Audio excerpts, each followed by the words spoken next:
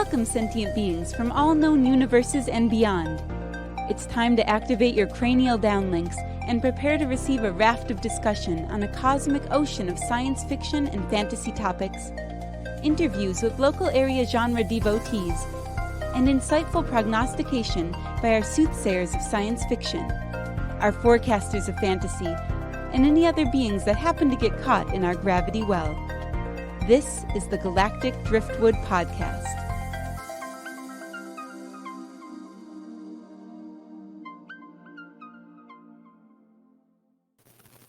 Hello, and welcome to this episode of the Galactic Driftwood Podcast. I'm Bill. I'm Linda. I'm Seth. I'm Jenna. And I'm Chris. And in this episode, we're going to be talking about the fall of the House of Usher, which is a original series running on Netflix. Just came out recently, and I think we've all seen it, right? Anybody not seen it? Yep. Finished it last night. Finished it this morning. All right. Well, Jenna, why don't you, if you don't mind, give us a rundown of what it's kind of about. Okay. So try and keep it brief, since Bill didn't prep me for this. Jeez, Bill. He Come on. likes putting people on the spot. I do. Usher is basically a combination of a bunch of different Poe-inspired works under this main umbrella of the fall of the House of Usher, which people, if you don't recognize the literature, maybe you recognize the classic Vincent Price story or movie, but with a star-studded cast that many recognize from previous Mike Flannigan works, who we know from The Haunting of Hill House to The Haunting of Bly Manor and Midnight Mass.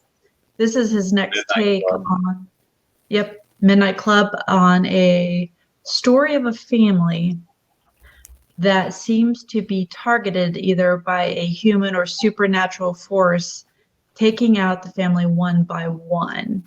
And it's an interesting play off of current politics and discussions, because the family is a huge pharmaceutical family. That's where they built their wealth from. Kind of like the Sacklers, aren't they the ones I think who did fentanyl? They are an obvious equivalence to the Sacklers and Purdue Pharmaceuticals, and the opioid crisis that they're just that family, just with names different, changed names.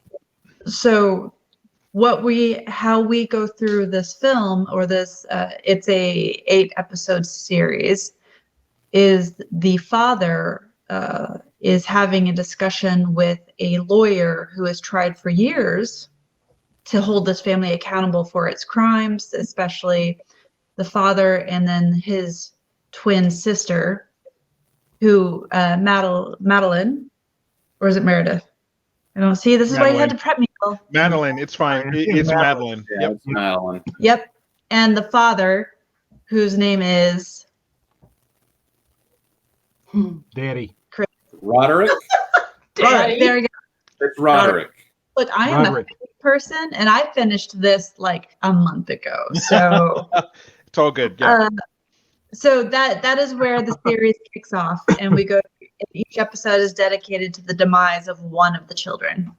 Yeah. So to add on to that, there's a commonality that between all these deaths and these visions that are seen by the children here, and what starts to unfold as you get towards the end of the series, and there will be spoilers. I don't know if you can put a spoiler banner warning there, Bill, but what you come to find out is that a pact was ultimately made with the two siblings, with this entity.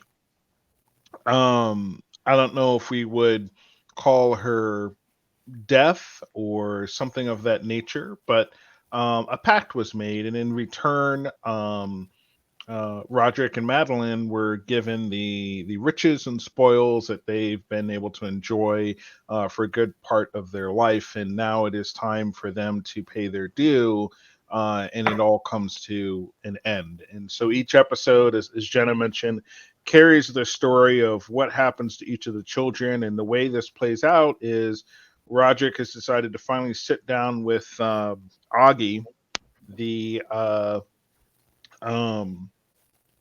prosecutor, the prosecutor, the DA or what have you, who has literally spent the majority of his life, his adult life, pursuing Roderick and his family, and to take down this big pharmaceutical company. And so he has decided it's time to confess, and he starts to walk through Augie how all these deaths actually occurred. So, you know, the way the scene that Bill has in his background is the two chairs from which Roderick is going to tell Augie the story.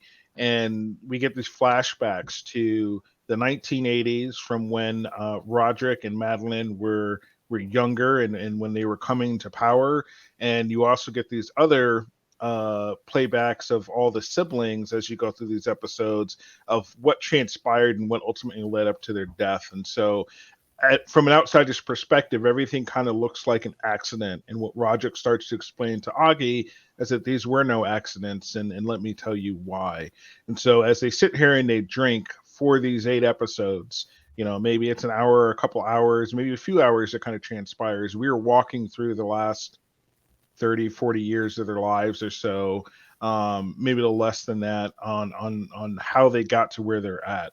And when you get to the last episode, it's when it really unfolds to what exactly that pact was and what the ultimate price was that they had to pay. And that's what was kind of crazy about it as you go through the end. And one of the pictures Linda just had up of this woman, this entity, I forgot what they gave her as a name. Verna.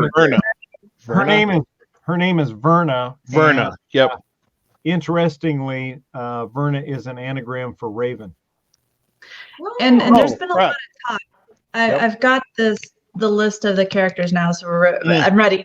But there's been a lot of debate. Like, is she death? Is she karma? Is she a demon? And I felt like she was too neutral to be a demon, because there were many times that she said this to one of the siblings: the death you're about to receive, you didn't have to. You could have gone quietly in your sleep, which ultimately one of the characters does, because they're not a bad person, but they do terrible things with excuses of why they should do terrible things to get the goal, get the prestige, get the approval of the father. And it goes awful. She gives So them awful. She gives them a choice. And to your point, it also so each one of them earns. Go. It's fine. Each one of them earned what they had coming to them, essentially, and that was the ultimate price to pay. But this wasn't malicious in nature. She presents herself at opportunities, these forks in the roads, for these characters. And even when it gets to the end, when ultimately the price that has to be paid is the bloodline is done. Meaning that everyone within Roderick's and Madeline's family has to die. And so as you get closer to the end, the one thing I was starting to fear was the youngest one. Do you have her name by chance? Yep, Lenore. Lenore. Lenore is the innocent one out of all of them, probably the one that actually has the brightest spark and who doesn't believe in what the Usher family's been doing and wants to do things for good. And so as you start to lead up to the end, you start to realize that, like, the bloodline, the pact where everyone has to die, does not exclude Lenore. And it is a very tragic ending for Lenore, but she does go the most peacefully. And as Verna sits there, she gives you this concept that she's not malicious in nature, and she really wishes she didn't have to do what she did, but that was the pact. Right? And she also she has a perspective from out of time, because she shares with Lenore before she kills her, like, the impact that her life and what her actions would have. Right. So she had that knowledge, and she also had the caring. Like, you could tell, like, she cared. She wasn't enjoying it. She wasn't malevolent, right? And that made it more creepy. Yeah, and she even said at that point, I think, if I remember rightly, that every time she does one of these, there's always a death that that hits her hard that she wished she didn't have to do, kind of a thing. So the one thing, and I loved the show. I loved everything that happened. I thought everybody got their just desserts. However, the one thing that bugged me throughout the whole thing is how Roderick and what was the wife's name, or the sister's name? Madeline. Madeline. How Roderick and Madeline had the right to bargain away the lives of their children. Mm-hmm.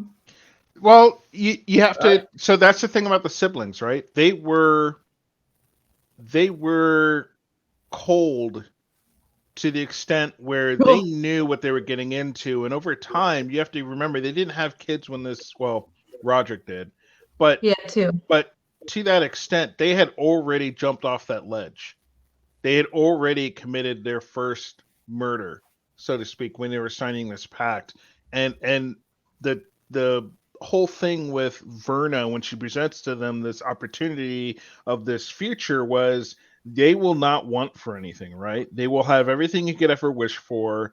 The opportunity is there for yours to take, and at the end of it, here's the price that you pay. And you're right, Bill. It's a little bit of a conundrum, and you saw them there really struggling with that truth, right? If this is really happening, could we really take it seriously? And maybe they didn't. There's when they walk out of that bar, and they forgot about it. They put it in the back of their mind, and maybe some of that was because when they walked out of that bar and they turned around after they made this pact, and then it turned out that bar was never really there to begin with. Perhaps maybe they thought they were both hallucinating. They were both on some crazy trip. Except Madeline said the comment was made that Madeline believed it enough that she had her tubes tied. She wasn't. No, she had a Hysterectomy? an IUD, not IUD. Yeah, IUD. IUD. So, whatever. But she said she wasn't sure, but it tickled her. Like it tickled the back of her mind.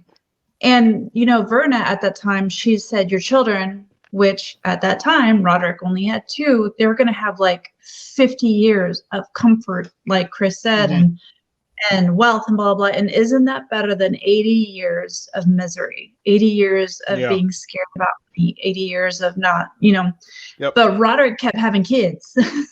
Yeah. But the only thing there, Jenna, to that point is that when we see this show start, I would not say that those kids, while they maybe had a comfortable life, they did not have a happy life. They all seemed pretty fucking miserable to me. Yeah. They were. I mean, and so that was part of the morality play. Yeah. So this series. Yeah, I wouldn't say that. I would say, as miserable as they were, I don't know that while they had a life of luxury and comfort, I don't know that really bought them what the parents had bargained for, really. Because I think if you were bargaining something like that, you'd want them to have a happy life. And if you live a happy life and you live to 50 or 60 or whatever it happens to be, then that's great. But if you have an unfortunate, sad life and you're not happy, you're fighting with your siblings and you're fighting to get attention of your father, whether you have money or not, it's not a happy life. But when you grow up poor, you believe money is going to be the answer to everything.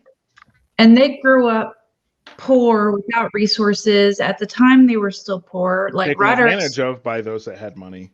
Yeah, he can't afford money for Tamerlane, his daughter, who's a toddler and obviously dealing with health issues. So you really, truly believe, I think, that money is going to buy happiness. You don't know any different. Yeah, I suppose. And also, this show in particular, this season in particular, I felt like Mike Flannigan had some stuff to say. Specifically choosing to frame the ushers after the Sacklers and a few of the speeches and monologues that were given. Mike Flannigan was laying out some messaging.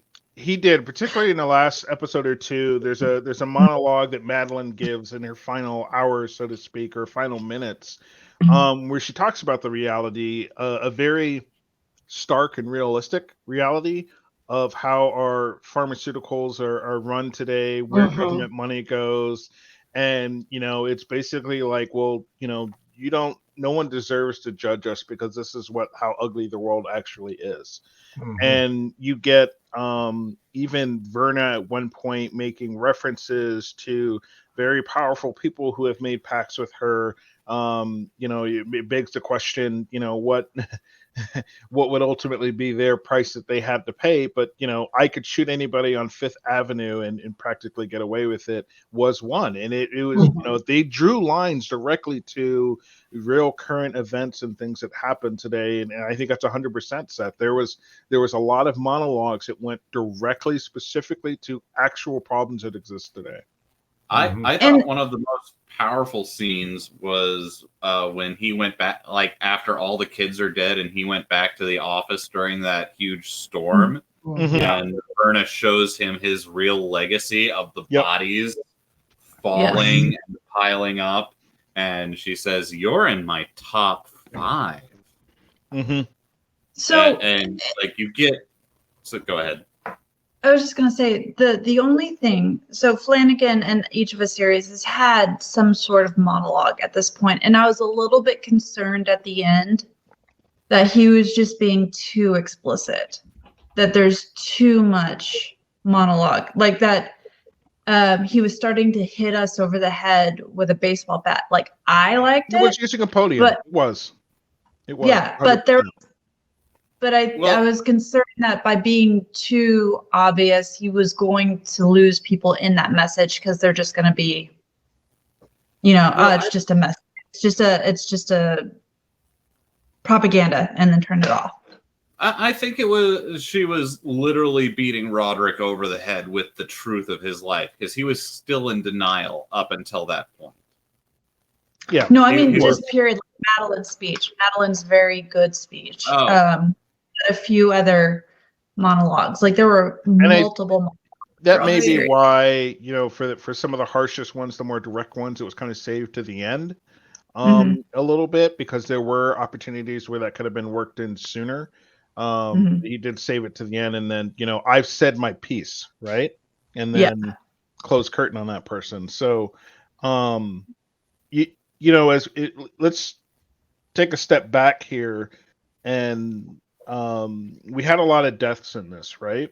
So one of the questions I kind of had for you guys as we go through these episodes is, what were some of the notable things in the deaths that occurred, and for who, for you? So, like, for me, one of the deaths that I hate to say enjoyed, was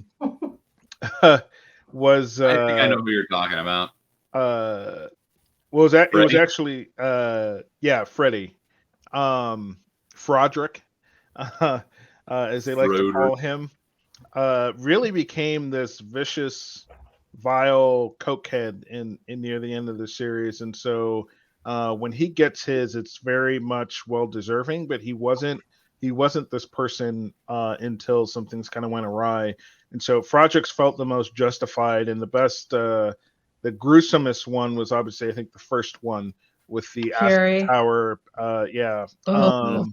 That was, I was like, oh, so we're going to set the tone for what's going to happen here. But I think he had the worst of it. For a guy that just wanted to get off on an orgy, just. And he took so many people with him. That was kind of weird, because he was the only one that had the largest, the broadest impact for the amount of people that got killed. And I don't know that was. I guess I don't know how you would bring in an innocent. Because they had to rope in Frederick's wife into that. As this whole thing starts to unfold over the next few episodes, but the amount of collateral damage there seemed excessive for what was going on, and so that one that's the only death to me that didn't seem to drive with the rest. But the clientele were the type of people who could drop 20,000 anonymously. This is fair. And These were all probably deserving people in some And not necessarily. But that's what they insinuated, that if you are wealthy or that wealthy that you can drop 20K on a party, then you were probably deficit in your morals anyway. and Death got all the working people out of that, or the not Raven or Verna. Verna got all the working people out of that party. Yeah. She even whispered. I had forgotten about that. That's a very good point. Yep. And yeah, as far as like the brother deserving it, he was basically trying to sleep with his brother's wife as purely as a act of defiance and pique. Yeah. But let's deaths that affected me. Like every one of the deaths was so well done. I definitely liked Jeff or Freddie's death, which was the pit and the pendulum. Yeah. And you could tell Verna was definitely working out some issues with him, because that was some Rube Goldberg level stuff. Her death, that was nasty, and like you could see Verna the whole time being like, like all you have to do is just stop swinging your stupid thing and calm the fuck down, and you can die peacefully. Yeah, she started seeing things, and she started thinking that her husband was sleeping with Verna, and she could not see it. She wasn't sleeping. She was really messed up after all the previous deaths, and she just becomes this vicious, hateful, spiteful person, and starts lashing out, throwing, like, even to a point where she nukes her own presentation for a product reveal, starts destroying everything, and ultimately destroys herself, to what Seth was saying, as she's standing there on the bed with this poker, and she jams it up into the ceiling, and miraculously somehow lands on all this shards of mirror, which impale her, and then it comes down from the ceiling too and impales her, and she dies, and it was all her own doing. There was nobody ever really there. She was just seeing things. Well, we know that Verna was playing a hand in this, but yes, it was nuts. I think we also need to talk about a performance in this that was really good, and that is Arthur Pym, played by Mark Hamill. Yeah, wow. He was so good. The Pym Reaper. I loved his nickname. The Pym Reaper. Yeah. They gave him a pretty interesting cryptic backstory initially. Then you come to find out near the end, when he comes face to face with Verna, and he's one actually that did not give in to temptation. Verna gave him the choice and said, here's what's going to happen. There's going to be some damning information found on you or not, and I can make that happen. And he said, you know what? I can't be leveraged, right? I have never been leveraged in my life, and I won't start now. And so he actually ends up going to prison, as that sticks to his principles. But he's the example of, I'm not going to take this bait, even if it's going to work out for me and I can become rich and whatever. But he knows there's a cost, right? Yeah. He knows there's a fee to all this, and he wouldn't give in. This morally bankrupt, just like amoral, like the very definition of the fixer lawyer. Yep. We fully see, like, when they find out that Verna, and he's on her trail, like, she comes into a house and he just steps up, kills her, and has her body wrapped up. And calls under for the 30 body seconds, pickup. Like, he was very pro about it. He was like, oh, damn, Like, he iced her. Of course, it didn't stick, but... and the look, did you see the look on his face when, like, she does the reveal and just like pops back up? Like, Mark Hamill's got this look on his face, like, oh, good.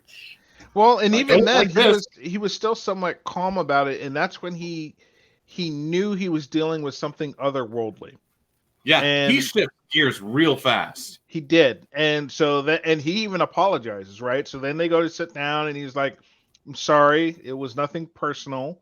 And she even apologizes and says, "Hey, sorry to fake you out. I mean, she'd nothing get it personal." though. Huh? Like she'd get that. Yeah. She'd understand that about him. It's not personal. And so they were amicable to each other, and she didn't even take any kind of revenge on him for not taking the deal or whatever. It was like, all right, I thought I'd just throw out a business transaction. Maybe you're interested. Maybe you're not. Maybe. Yeah. No. Okay. Have a nice day. And she leaves. She told him what he had to look forward to. Yeah. She thanked him. Like it was obviously important to her that he had refused the deal. Mm-hmm. So my question on that whole deal thing was, at that point, what's in it for her, for Verna? Nothing. I mean, I think why even offer him a deal? To see what he maybe she does. does that to everybody. I mean, he's old enough. Yeah, he's going to die relatively soon anyway. And if he's going to prison and going to suffer for his crimes, it's not like, okay, well, I'm going to offer you this deal, but then I'm going to make you suffer at the end for your crimes. Well, he's already suffering. He's going to spend the rest of his life. Obviously, for some, though, they take that deal regardless. Mhm. The siblings technically had it made before they even took that deal. But what if it could be guaranteed? Yeah. Right? I just think she's old enough. She's just curious. Like she kind of makes the statement and multiple times that she has an idea, most likely, what humans are going to do, but she likes being surprised. Mm-hmm. She knows she like knows the timeline of what would happen if the deal has not been accepted, because she tells Freddie that if her father hadn't accepted the deal, he would have been a dentist, a pretty good one too. Yeah. And that's what kind of pissed her off the most, is that like what he did to his wife at the end is like, and kind of what earned him the real punishment he got. So like she knows. I think she's a godlike figure. So one of the deaths I wanted to jump into was probably the craziest, which was the cat one, Leo. That's a problem I have with Mike Flannigan. He's always killing cats, and I don't like it. Cats are vicious devil animals. Well, they are, he does. but they are my. Yeah, so Leo is one of the older of the siblings. I get a sense of. No, he was still one of the younger ones. He was kind of in the middle pack there. It was kind of hard to get with some of them. He was the third. Yeah. Yeah. He's a heavy drug user, and he lives with his boyfriend in some kind of nice condo or apartment wherever. And at some point, he figures he killed his boyfriend's cat in a drugged up stupor, and so he goes to a vet, finds a replacement, that black cat you see there, and he's like, awesome, I'm going to do the bait and switch, and nobody will be the wiser, and the cat never got murdered by me. Lo and behold, this cat is a murder cat. Torture him, claw him bit by bit, leave dead animals all over the apartment. And look, to that the point cat was where, just trying to teach him how to hunt, right? And so I'm sitting there. Wasn't the cat really Verna? Yeah, resembles Verna, yes. But you don't get that till like right near the very end for him. And I'm sitting there, right? And when Verna convinces him, because what happens, he calls Verna back, not knowing that it's Verna. He just knows her as the cat store lady. Calls her in and says, hey, I need you to help me catch this cat. It needs to go back. This cat's trying to kill me. And she's going on this monologue about, cats are natural predators. You just got to know how to work with them or whatever. But it's in the wall. And as I'm watching this, like I'm telling Gina, because she actually caught some of this, I was like, you know what? I hope he takes that Thor hammer that he's got back there and starts ripping open the walls. And sure enough, within a couple of minutes, this guy goes back there. He's got like this replica Thor hammer. He makes a comment about it. I can afford to replace this if I have to, and just starts going at it and rips all the walls open. The boyfriend comes home. The entire place is completely trashed, and it was kind of weird. I did not expect him to die in the manner that he did, which is he ends up chasing this cat up to a balcony and falling over and falling to his death. But he had already at that point, I thought, realized that he was in fact seeing things, because the boyfriend's sitting there. Well, because he's looking at the wall, and it's clear that his boyfriend does not see what he's looking at. And for a second there, I thought there was realization that maybe he is losing his mind, or maybe he has been too hard on the drugs. And I was trying to, I'd have to go back and watch it, but for a moment there, I thought he realized, like, I fucked up. But he's still committed. He full sends to go after this cat over the railing and just basically almost leaps to his death. Like maybe, I deep down, I start to think, maybe he just didn't want to be seen that way, and he felt there was no coming back. And did he just figure, I'm going to take this cat out with me? I don't know. But I felt like for half a second there, our poor Leo here, who falls to his death, that they didn't even let him hit his car. Right. I thought for sure he was going to hit the car. And maybe that was too cliche. Too. Maybe it was too cliche. Too cliche. But the way they show the scene and his body comes falling down, I 100% expect him to land right onto his car, but he didn't. Anyways, I wanted to bring up that death because it was a funny one, kind of to watch him go mad. But still, especially kind of with that Thor hammer. Yeah, with the Thor hammer, that's what did it for me. That's when I just kind of got into a giggle fit watching him just tear that whole place apart with it. So, future Thor, maybe, guys, alternate universe, multiverse. No. Thor? I think maybe we got one here. It might. Yeah, the first death was probably for me like the worst way to go, because I just, no matter what he'd done, I didn't think the kid deserved it. Like, all things, he was really clever, and he was fulfilling the family's legacy. Yeah, like hiding away, being resourceful. Like, you kind of had to give him a little credit and to be melted. But I will say Camille's death with the chimpanzee. Oh, yeah, that was brutal. But the way she took it at the end, like, you had to respect that. But if you know anything about how chimpanzees have killed people in the past, it wasn't probably quick. And like, I've got it was a slow ripping apart and breaking of bones and biting off the fingers and noses, and like, it was okay. Sort of the whole ripping out your skull and beating you to death with it. So like, that was another one. I don't know if she actually deserved that level of death, but she also brought it on herself. She did. Well, she was pretty cruel to those chimps because she knew that they were killing them. And I don't think the chimps were being treated very well. It was she wasn't the one doing it. She was getting evidence to show that her sister was being. Oh yeah, that's true. So there is a death I want to circle back to as we come to a close, I'll say. And that is one I don't think we saw but was alluded to, which was Roderick's wife. No, she Am I the only one that did she though? Because I thought there was a dead. scene she's walking away and it looks like a hole was blown in the back of her head. But, you mean his first wife? Yeah, his first wife. Yes. Yes. And what was interesting about that was they alluded to it, but we get to see all the deaths at one way or another, how they occurred. But that is the one death that we don't get the story of how that unfolded, I don't think. And I thought maybe I fell asleep and like missed it. We got a reason.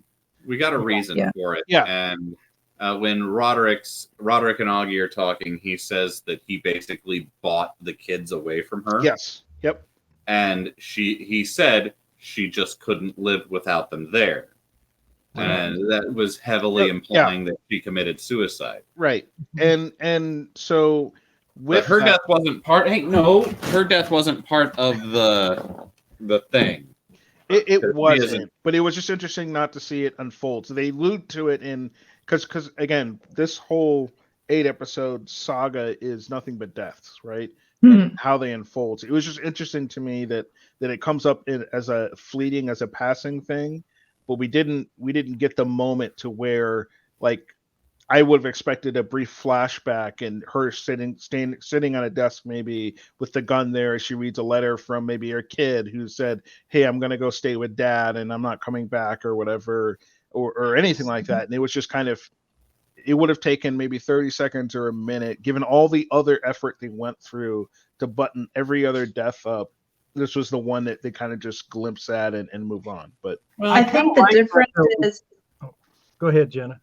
I was just gonna say, I think the difference is Roderick is able to go into detail of what happened because all of his kids have come to him in their death and told them, so given him the details of how they've died and why, what they went through, the decision points, etc. And I don't think that even though she talked to Roderick after the last kid's funeral, she doesn't give him any more. He knows the story, so he doesn't want to see because he loved her most. That's insinuated among especially the bastards, the ones who he wasn't married to their mother, that no woman could live up to his first wife. So it's something he's been running from and probably still continues to run from. And as she walks away from him, her ghost to say goodbye, he can still barely face the fact that she killed herself because of him. So I think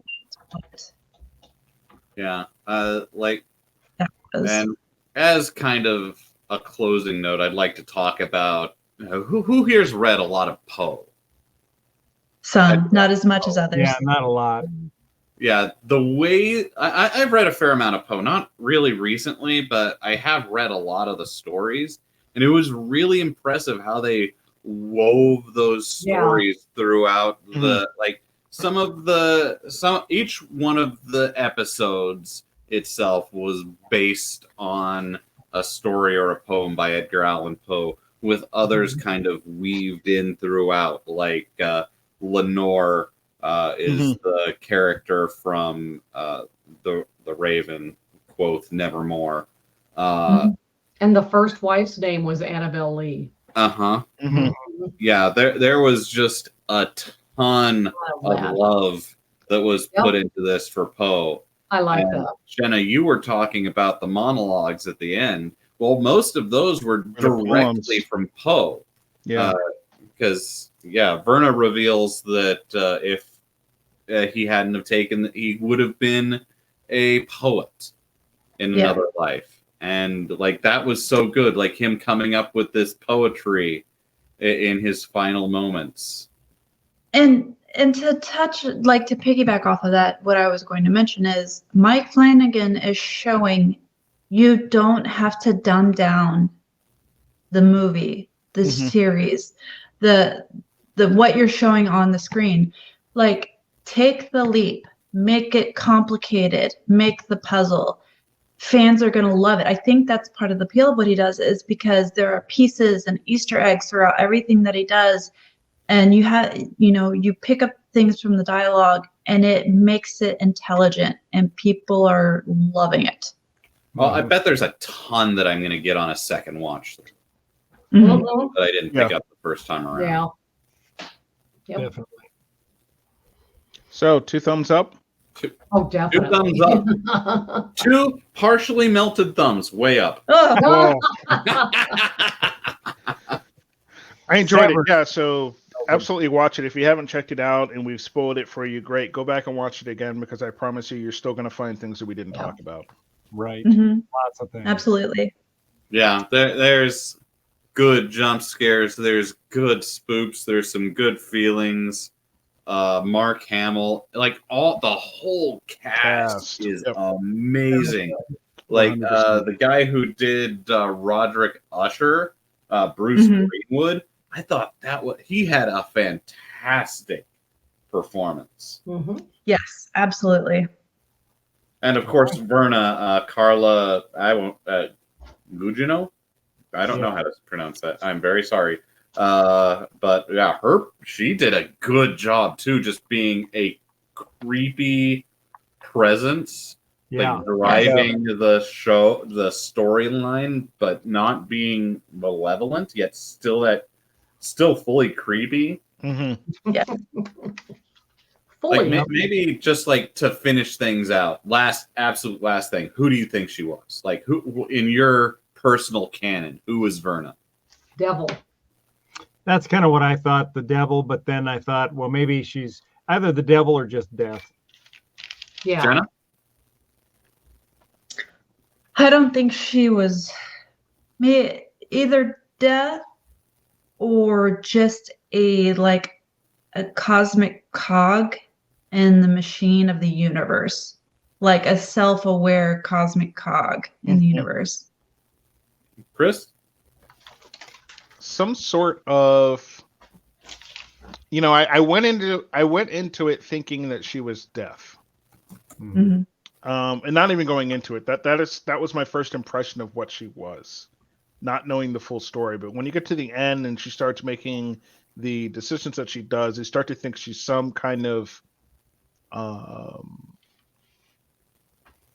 fate or greed. Just she's that fork in the road, as Jenna would put it, like this cog, right? And I don't the word escapes me right now, but some kind of term for that come to full like realization that walks amongst us. It's a little bit of death, it's a little bit of fate, it's a little bit of greed, A little bit of karma. a little bit of karma, all those kinds of things kind of born into whatever this entity is. And it's not explicitly death because she proves that she actually will fight for life as well. So yeah, well, and complex. True. Why would, if it was just death, why would death care to do any of this stuff? Because death's going to win out in the end for everybody anyway. So, and would death have the ability to grant a human all of these things that she granted to the family? That's why I think she's a god, and I think she might be the Morrigan. Or at least that's my own. That's what she is, in my opinion, is the Morrigan, the Celtic chooser of the slain and goddess of death. But I mean, gods of death are frequently deal makers. So, and let us know what you think she is. Yes. Absolutely, yeah. Comment down below. What was your favorite death? What got you the most? Right. What's your favorite Poe story that they did? Tell us about that. Actually, yeah. Tell us your Poe stories, your Poe interpretations, what you think of it all. Yeah. I'm going to call this episode Once Upon a Midnight Dreary, maybe. Sounds good to me. All right. Cool. Well, thank you all for tuning in. We appreciate it. Hope you enjoyed this discussion of the fall of the House of Usher. And like we said, if you haven't seen it, go see it. Comment below. Let us know what you think. And we will catch you next time around. Take care. Later. Bye-bye. Later.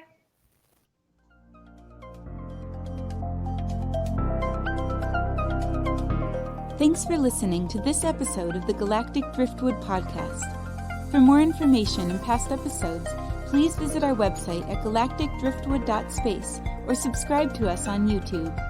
And now, please deactivate your cranial downlinks, collect your towels, and be sure to watch your step as you exit our gravity well.